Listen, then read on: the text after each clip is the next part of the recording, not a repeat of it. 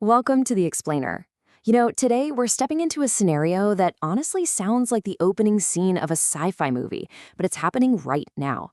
Imagine a primary school classroom where a teacher, just standing at the front of the room, knows the exact, precise moment a student's mind starts to wander. It's a wildly complex reality unfolding right now at a school just a few hours outside of Shanghai. We're going to break down an absolutely fascinating Wall Street Journal report that takes us inside one of the largest educational experiments in human history. We're talking about the ultimate tension between hyperproductivity and fundamental human privacy. So picture this.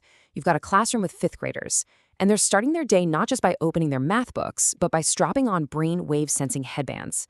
And look, this isn't some tiny localized pilot program.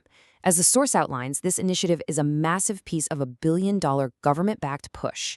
The overarching goal? To make the country the definitive global leader in artificial intelligence. It's this huge collaboration bringing together tech giants, startups, and schools to just radically reimagine how education is delivered and how it's monitored. And the thing is, these headbands are literally just one piece of a much larger ecosystem of surveillance. To really grasp this, we have to look at the whole environment. We're talking classrooms equipped with facial recognition cameras, robots literally roaming the halls to analyze student health and engagement, uniforms stitched with microchips so they can track a kid's physical location at all times. And yes, cameras specifically set up to monitor how often a student yawns or checks their phone during a listen.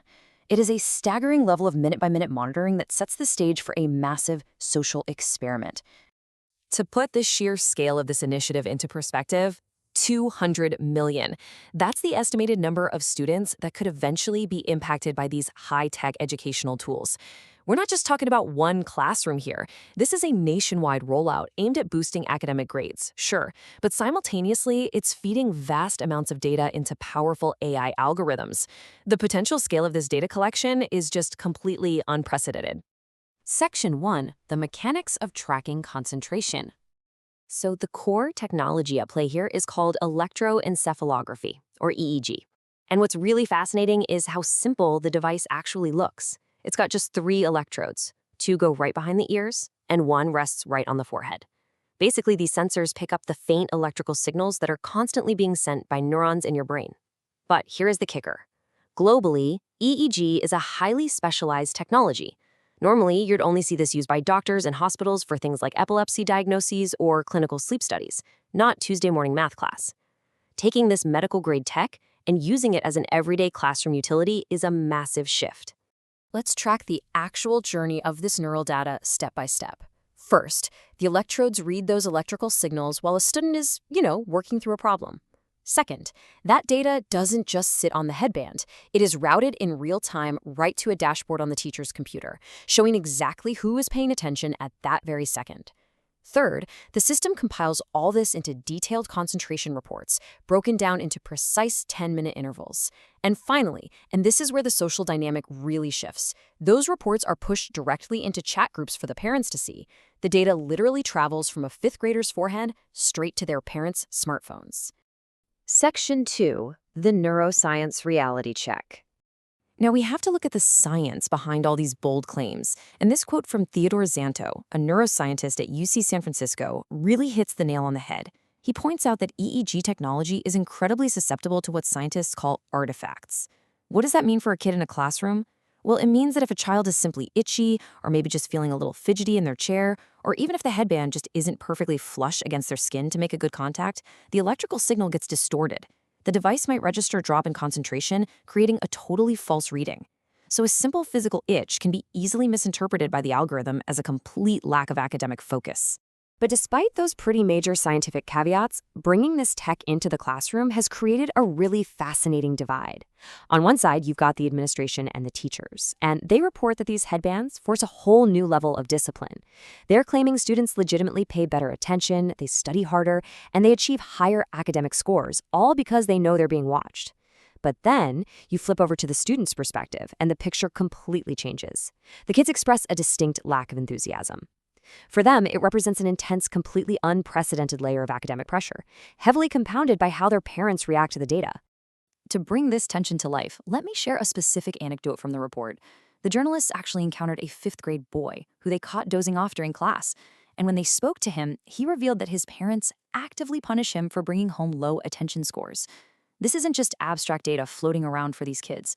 A false reading because they fidgeted, or a genuine moment of just childhood daydreaming directly translates to disciplinary action at home. Section 3. The Privacy and Consent Paradox.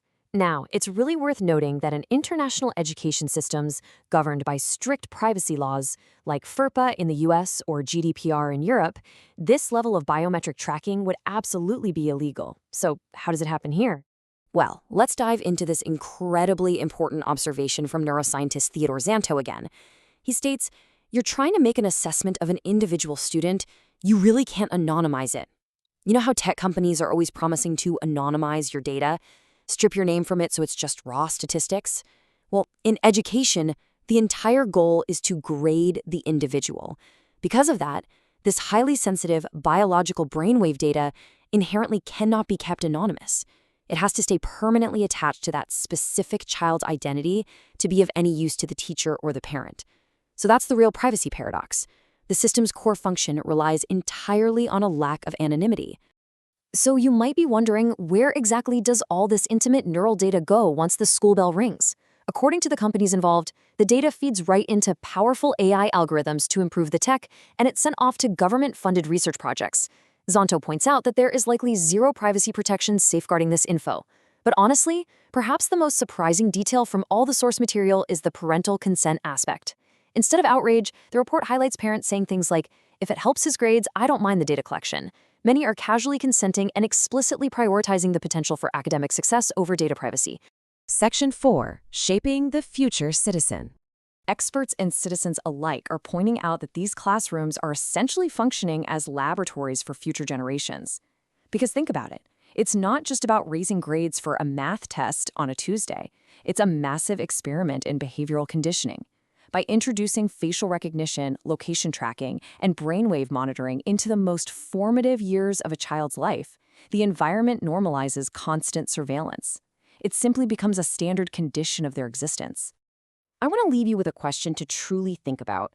When an entire generation of some 200 million students grows up in an environment where even their brainwaves and concentration levels are constantly monitored, recorded, and evaluated, what happens to that society's baseline expectation of privacy once they become adult citizens? It is a profound social experiment, and the true results won't really be apparent until these fifth graders inherit the world. Thanks for joining me on this explainer, and keep questioning the world around you.